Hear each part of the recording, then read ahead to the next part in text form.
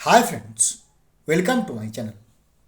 Social media খুললেই আমরা দেখতে পাচ্ছি যে প্রাথমিক শিক্ষকদের, আপার প্রাইমারি শিক্ষকদের আর টেটে বসতে হবে না, তাদেরকে আর টেট পরীক্ষা দিতে হবে না।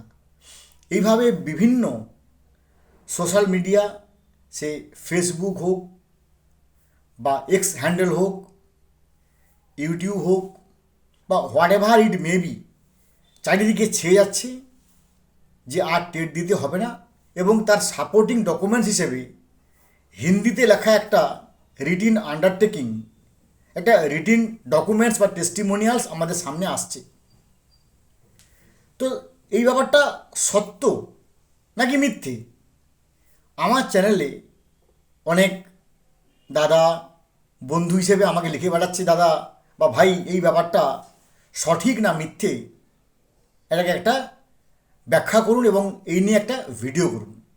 তাই সমাজের একজন সচেতন শিক্ষক হিসেবে, সংবেদনশীল নাগরিক হিসেবে আমার অবশ্যই কর্তব্য এই সম্বন্ধে যথাবিহিত আমার জ্ঞান অনুযায়ী তথ্য পরিবেশন করা। দেখুন, একটা ফেক তথ্য, ফলস তথ্য, ফ্যাব্রিকেটেড তথ্য ছড়িয়ে দেওয়া যায় এক মুহূর্তে, কিন্তু তার পরিণাম যদি পরে অসফল হয়, তাহলে আশাভঙ্গের বেদনা কিন্তু মূল বেদনার চেয়ে আরও অনেক কঠিন। তাই এই ভিডিওটা স্কিপ না করে পুরোটা মন দিয়ে শুনুন। আপনি বুঝতে পারবেন ওই বাজারের যে সোশ্যাল মিডিয়াতে ঘুরে বেড়ানো যে ডকুমেন্টসটা, এটা সত্য না মিথ্যে। তার আগে অবশ্যই অনুরোধ করবো, দয়া করে আপনারা আমার চ্যানেলটা সাবস্ক্রাইব করবেন, লাইক করবেন, কমেন্ট করবেন, শেয়ার করবেন। একটা ভিডিও করার জন্য আমাদেরকে অনেক পড়াশোনা করতে হয়। অনেক পড়াশোনা করলে, অনেকক্ষণ পড়াশোনা করলে একটা ভিডিও করা যায়। এ তো আর আন্দাজের বাজারি ভিডিও নয় যে হা হা হো হো হি একটা ফানি ভিডিও করে দিলাম, যেখানে 0% ট্যালেন্ট প্রয়োজন। কিন্তু আমাদের ভিডিও করার জন্য অসংখ্য খাটতে হয়, তাই একটা সাবস্ক্রিপশন আশা করতেই পারে। ঘটনাটা কি ঘটেছে না, উত্তরপ্রদেশের শাহজাহানপুর বলে একটি জায়গা, একটি কেন্দ্রের শাহজাহানপুরের বিজেপির টিকিটে জেতা একজন এমপি, তার নাম হচ্ছে অরুণ কুমার সাগর। ভিডিওটা মন দিয়ে শুনুন, যার কথা আমি বলতে আছি মন দিয়ে শুনুন। উত্তরপ্রদেশের শাহজাহানপুরের বিজেপির টিকিটে জেতা অরুণ কুমার সাগর বলে একজন এমপি, তিনি শীতকালীন অধিবেশনে পার্লামেন্টে দাঁড়িয়ে শিক্ষকদের টেট থেকে রেহাই দেওয়ার জন্য যথোপযুক্ত তার সোচ্চার হন বা তিনি এই বিষয়ে কথা বলেন। কিন্তু ওনার মনে হয় যে আমাদের কেন্দ্রীয় শিক্ষামন্ত্রী এখন চুপচাপ আছেন কেন? তাহলে যেখানে সারা ভারতবর্ষের মধ্যে প্রায় 25 লক্ষ প্রাইমারি টিচার এবং আপার প্রাইমারি নিলে প্রায় 51 লক্ষ শিক্ষক শিক্ষিকা, যেখানে তাদের ভাগ্যের ব্যাপার, সেখানে আমাদের মানে কেন্দ্রীয় শিক্ষামন্ত্রী একেবারে চুপচাপ আছে কেন? সমস্যাটা কোথায়? তার জন্য তিনি একটা চিঠি দেন আমাদের কেন্দ্রীয় শিক্ষামন্ত্রী সম্মানীয় ধর্মেন্দ্র প্রধান মহোদয়ের কাছে।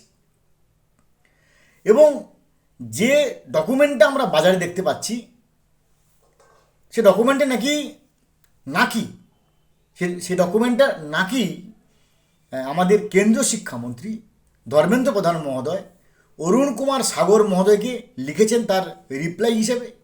এবং যে ডকুমেন্টটা ঘুরে বেড়াচ্ছে তাদের কিন্তু অনেক হিন্দি দেখলাম, বানান তার একবারে পুরো তছনছ আছে, তাদের বানানের কোনো ঠিকঠাক নেই। এবং তার যে তারিখের যে ডেট, মেমো নাম্বার সেই একই রকম দেখা যাচ্ছে। আমি পুরো ডকুমেন্টসটাকে অসংখ্যবার পড়াশোনা করেছি, তার ভিত্তিতে খোঁজ খবর নিয়েছি। সেখানে লেখা আছে যে ধর্মেন্দ্র প্রধান মহোদয় তিনি বলছেন যে টেট থেকে রেহাই দেওয়ার নির্দেশ দেওয়া হয়েছে এবং একটা সংশ্লিষ্ট দপ্তরে সেই নির্দেশনামাও পাঠিয়ে দেওয়া হয়েছে। এই তার মদ্দা কথা। এখন এটা ঠিক না ভুল? তাহলে আসুন আমরা একটু ব্যাখ্যা করি, তাহলে আপনারা নিজেরা বুঝতে পারবেন যে এটা ঠিক না ভুল। 1 সেপ্টেম্বর 2025 সুপ্রিম কোর্টের জাস্টিস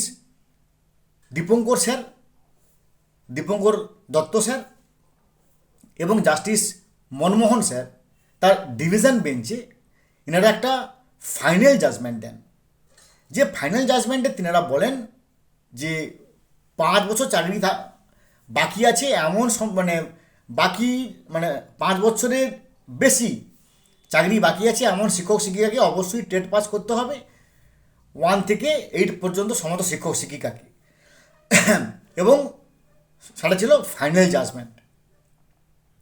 এখন ফাইনাল জাজমেন্টকে বন্ধ করে টেট করতে হবে না সেই নির্দেশ ধর্মেন্দ্র প্রধান মহোদয় দিচ্ছেন অরুণ কুমার সাগর মহোদয়কে।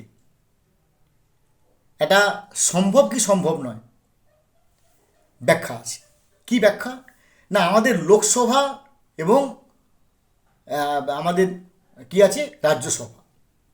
লোকসভাতে আগে ছিল 544টি আসন, তার মধ্যে একজন অ্যাংলো ইন্ডিয়ান, সেটা 2020 সালের 104তম সংবিধান সংশোধনীর মধ্য দিয়ে নমিনেশন পদ্ধতিকে বন্ধ করে দেওয়া হয়েছে। লোকসভার কথা বলছি আমি, মানে লোকসভার ক্ষেত্রে বলছি। লোকসভার ক্ষেত্রে আগে নমিনেশন দিয়ে একজন অ্যাংলো ইন্ডিয়ান নেওয়া হতো, সেটা 2020 সালের 104তম সংবিধান সংশোধন করে সেই ওই প্রথাকে বাদ দেওয়া হয়েছে।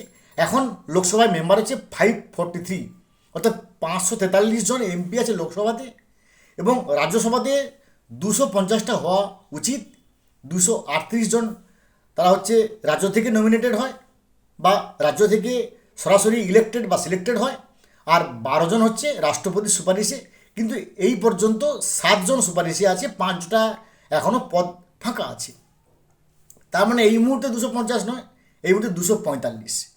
তাহলে 543 প্লাস 245, তাহলে এই দুটোকে যোগ করলে হচ্ছে 788 মতো। তাহলে লোকসভা এবং রাজ্যসভার টোটাল এমপির মধ্যে 788 জন এমপির মধ্যে ধর্মেন্দ্র প্রধান মহোদয় একজন এমপি, যিনি কেন্দ্রীয় শিক্ষামন্ত্রী, তিনি একজন এমপি। 588 মানে 588, তিনি 588-র মধ্যে একজন এমপি। তিনি আর এত বড় ক্ষমতা যে তিনি সুপ্রিম কোর্টের আইনকে কাট অফ করে তিনি টেট না দেওয়ার নির্দেশ করতে পারে। তাহলে আইনি ব্যাখ্যাটা কি? না, সুপ্রিম কোর্টের ফাইনাল জাজমেন্টকে কোয়াশ করতে গেলে, অর্থাৎ সুপ্রিম কোর্টের ফাইনাল জাজমেন্টকে কাট অফ করতে গেলে বা সেটাকে খণ্ডন করতে গেলে 4টি পদ্ধতি আছে। এই 4টি পদ্ধতি আমার জানা, যারা সিনিয়র অ্যাডভোকেটরা বলেছেন, তাছাড়া আর কোনো উপায় নেই। প্রথমটা হচ্ছে রিভিউ পিটিশন বা মডিফিকেশন অ্যাপ্লিকেশান বা miscellaneous application, what ever it may be. 2 নম্বর হচ্ছে রিট পিটিশন। 3 নম্বর হচ্ছে সিজিআই নোটিশে নিয়ে এসে এটাকে পিআইএলে টার্নিং করা, অর্থাৎ পাবলিক ইন্টারেস্ট লিটিগেশনে টার্নিং করা এবং সেখানে বিস্তারিত শুনানি করানো।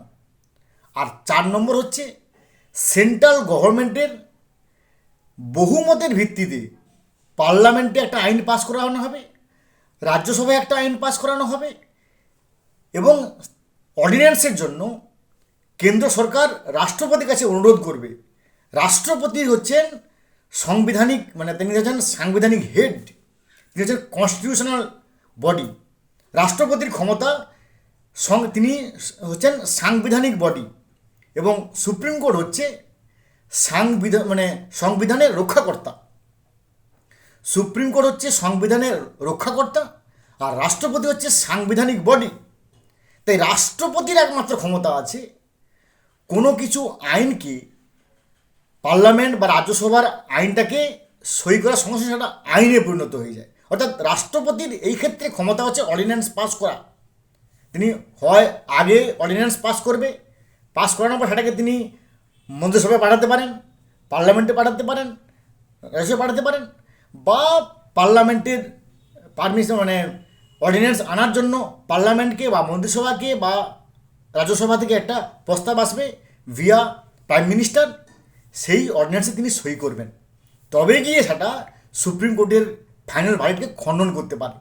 এই 4টি পদ্ধতি ছাড়া কোনো পদ্ধতি এ পর্যন্ত ভারতবর্ষে নেই যে সুপ্রিম কোর্টের ফাইনাল ভার্ডিক্টকে খণ্ডন করতে পারে। তাই যে মডেলটা আপনারা দেখছেন ফেসবুকে বা হোয়াটসঅ্যাপে বা যেখানে এটা ঘুরে বেড়াচ্ছে, এটা আমি এই মুহূর্তে বলছি সম্পূর্ণ ফেক। কারণ ধর্মেন্দ্র প্রধান মহোদয় একজন এমপির পক্ষে তিনি টেট নির্দেশকে তিনি টেট বাতিলের নির্দেশ দেবেন, এটা কখনোই তিনি বলতে পারেন না। এটা বলার অধিকার ওনার নেই, কারণ একজন এমপির পক্ষে কখনো এটা সম্ভব নয়। যতক্ষণ না পর্যন্ত একটা অর্ডিন্যান্সে পাস করছে, বা রিভিউ পিটিশন হচ্ছে, বা মডিফিকেশন অ্যাপ্লিকেশন হচ্ছে, বা মিসলেনিয়াস অ্যাপ্লিকেশন হচ্ছে, বা রিট পিটিশন হচ্ছে, বা এটাকে সিজিআই নোটিশে নিয়ে এসে পিআইএল বা পাবলিক ইন্টারেস্ট লিটিগেশনের রূপ দেওয়া হচ্ছে। তাই নিশ্চিত থাকুন এটা সম্পূর্ণ ফেক। এর পরবর্তী যদি কোনো আপডেট থাকে তাহলে অবশ্যই আমি আমার চ্যানেল সাথে কনভে করবো। ভালো থাকুন, have a good day, thanks.